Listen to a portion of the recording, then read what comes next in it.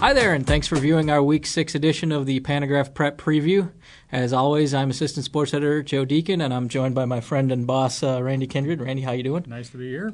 So another big week of high school football is in the books, and as we move on to Week 6, we're getting closer to crunch time. I think teams are going to start making their playoff push right about now. Yeah, this is when things really heat up, and every game is important. Coaches will tell you every game's important throughout the season, but now they do carry more weight. And, if you're sitting there with like 3 losses right now, you know that you really don't want to get a 4th because you get in that situation at the end of the year where you have to figure in the playoff points, that kind of thing. And so yeah, it's going to be a fun stretch run here. And if you do get that 4th, you're also in a situation where you've pretty much got to win out, too. Yeah, you almost get into the playoffs at that point because then you have to win every game. Yeah. Well, let's take a look at this week's games. First, we're going to start with a pair of inner-city games here in town this weekend. First, a beleaguered Bloomington bunch is home against a normal community team that has gotten things going over the last 3 weeks. Yeah, I covered the normal community game this past week, and they started a little slow against Champaign Central, but then they got the passing game going in the second half, and David Boyd had a huge game, and especially the third quarter. And Josh Kirschenbaum continues to rack up the passing yards, and I think with Bloomington, it's been a rough go, obviously, and then this is a killer part of their schedule because they had Champaign Centennial last week, Normal Community this week, and Normal West next week. So it's when you're already struggling a bit going into that stretch, it makes it tough. Yeah, obviously Centennial put up a huge passing game against the Raiders last week. They're going to try and bounce back. The one bright spot for BHS, though, was Tully Arrington with another big game.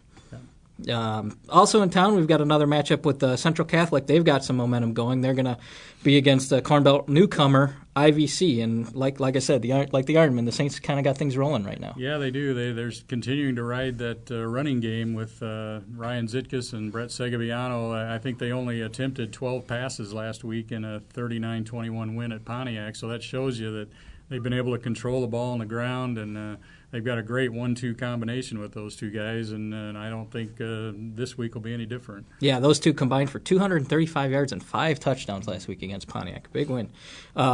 U-High, they kind of scuffled a little bit, kind of turned it on in the fourth quarter to get a big win over Prairie Central. They're still number 5 in Class 5A, and now they're heading over to Stanford to face Olympia. Yeah, and obviously it's a huge game for Olympia. They're trying to get in the playoffs for the first time, I think, since 2002, and they're sitting at 3-2 right now. And I mean, this will be a tough test for them, but they played Central Catholic tough a couple of weeks ago. For U-High, I think Mike Troll probably was kind of glad that game unfolded the way it did last week, in the aspect of he really had some things he could hone in on in practice and kind of get the best out of these guys. You don't want them to get complacent, and a game like that will get their attention, I think. Yeah, I think Troll called it sloppy even at the time. So Pioneers still have the area passing leader in Nick Phelan, quarterback on the other side for Olympia. Colin Miller, a couple of big touchdown passes last week. Yeah, they both have had solid years, and I think it could be a fairly high-scoring game Friday night. Yeah. Normal West, they've kind of been a bit of a Jekyll and Hyde team this year. They're coming off what sounded like a pretty emotional homecoming win.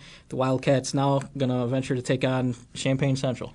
Yeah, and this will be a test for them because, like I said, I covered Champaign Central against Normal Community, and Champaign Central's got a quarterback who can throw the ball fairly well. They've got 2 good running backs, kind of an inside power type guy, and then a guy who can get on the outside. So I know the Wildcats shut out Danville the second half the other night, but they gave up 28 points in the first half. So their defense is going to be tested, I think, by Champaign Central. Yeah, but offensively they've got that combination of Arion Worthman and DeJure Forrest that had a huge running game against Danville. Yeah, they really lit it up, and if they play like that every week, it's going to be tough for whoever they play. Yeah. Let's go back into the Corn Belt for a second. Muhammad Seymour is back home this week looking to keep pace with U-High in the top half of the conference there. The Bulldogs are going to face that Prairie Central team that gave the Pioneers a bit of a test. Yeah, I think this is they coaches talk about trap games. This might be kind of one for Muhammad Seymour because they've got U-High next week, which could very well be the Corn Belt Conference title game. And so they're going to have to guard against looking past Prairie Central a little bit and really zero in. And if they can get the Kinney to Kinney passing combination continuing to click, I think they should win that game. Yeah, like I said, Joe Kenny, one of only 4 quarterbacks in the area over 1,000 yards already, and his brother Tom Kenny, area's leading receiver right now. They do have a good aerial attack. Lastly, let's move over to the heart of Illinois. Things appear to be building up to the big showdown between El Paso Gridley and Fieldcrest that's scheduled for next week.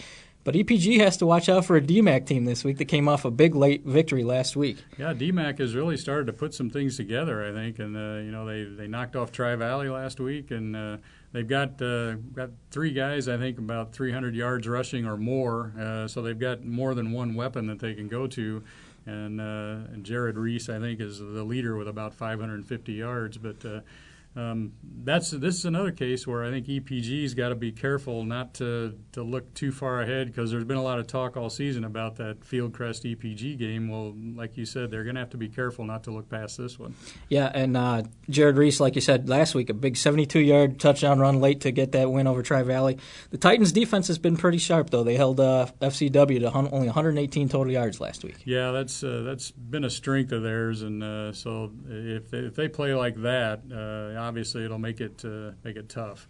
Yep. Well, that's going to wrap it up for this week's show. As always, visit Pantagraph.com on Friday night to keep up to date with all the latest scores. And then on Saturday morning, get your Pantagraph or go to Pantagraph.com for all the latest results. Thanks.